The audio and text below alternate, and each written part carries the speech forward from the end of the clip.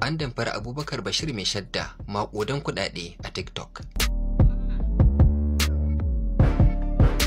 Fitaccen mai shirya fina-finai a masana'antar Kannywood, Abubakar Bashir mai shadda ya game da sharrin 'yan damfara a TikTok, inda ya samu wasu maƙudan miliyoyin nerori amma a lokaci ɗaya ya neme su ya rasa.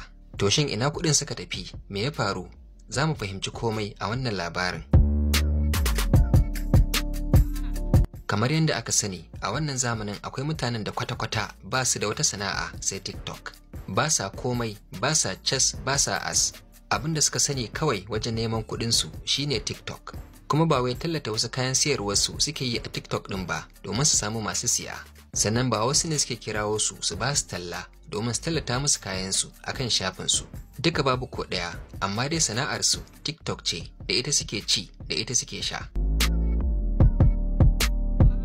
To amma su waɗannan 'yan TikTok ɗin ta ina suke samun kuɗi kuma akan TikTok ɗin?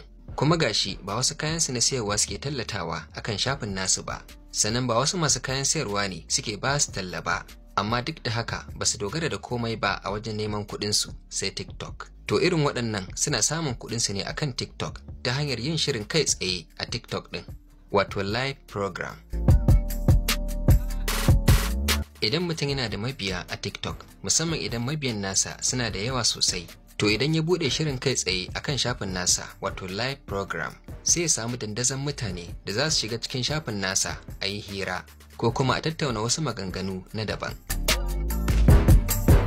A irin wannan shirin ne kuma mutane ke turo kyaututtuka wato gifts, wanda a cikin irin kyaututtukan akwai zaki, akwai mage, akwai jirgi da dai sauransu. Dukkan waɗannan kyautuka kuma da ake turawa wato zaki ko jirgi ko mage da sauransu gaba ɗaya kuɗi ne. Wato idan aka tura wa mutum zai iya canja su ya mai da su maƙudan kuɗaɗe, kuma ya cire kuɗinsa a duk lokacin da yake buƙata ya yi amfani da kayansa. To su dai sa Abubakar Bashir mai shadda sun san cewa tabbas ana samun kuɗi a irin wannan tsarin da ake yi a TikTok na live program wato shirin kai tsaye. Amma sai dai ba su da cikakken ilimin yadda abin yake da kuma yadda tsarin yake. Wannan shine ya kawo dalilin da yasa ake zargin an damfare su maƙudan kuɗaɗe shi da abokinsa Kamal S Alƙali.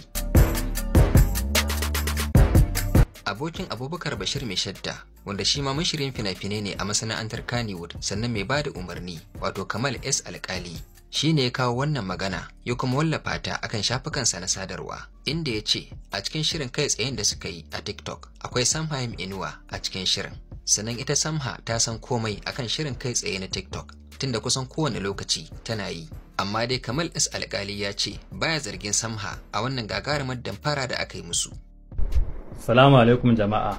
Sanarwa zan yi ko kuma in ce wannan jan kunne ne ga wata maraji, domin tunda kuka gani na fito a sukwane to akwai dan wata matsala.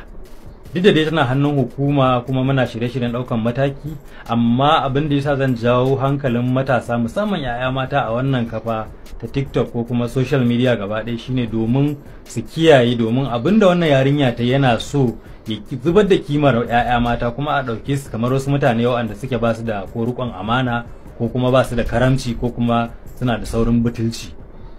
Kuma abubuwan da ta yi min na yafe, yes, jarumar mu ce ko kuma in ce a masana'antar Kannywood take, duk da wasu 'yan matsaloli sun giggifta, to dama ta saba da irin wa'annan. Amma abin da yasa ne wannan magana shine ni na riga na kusan in ce na yafe mata na bangare na tunda ta jima da yi min, amma ta riga ta tabo dan uwana mai shirya fina-finai. Dan haka ku jira ni zan zo in kawo ta in zazzage zare da abawa a wannan kafa, domin in mun tashi ku yi alƙalanci kuma kada ku ji hukunci daga wani guri ku ɗauka ko dan mace ce an zalunci ta ko wani abu mai kama da haka. A'a, ita ta jawo kanta. Ku biyo bidiyo na gaba za ku ga kowace ce.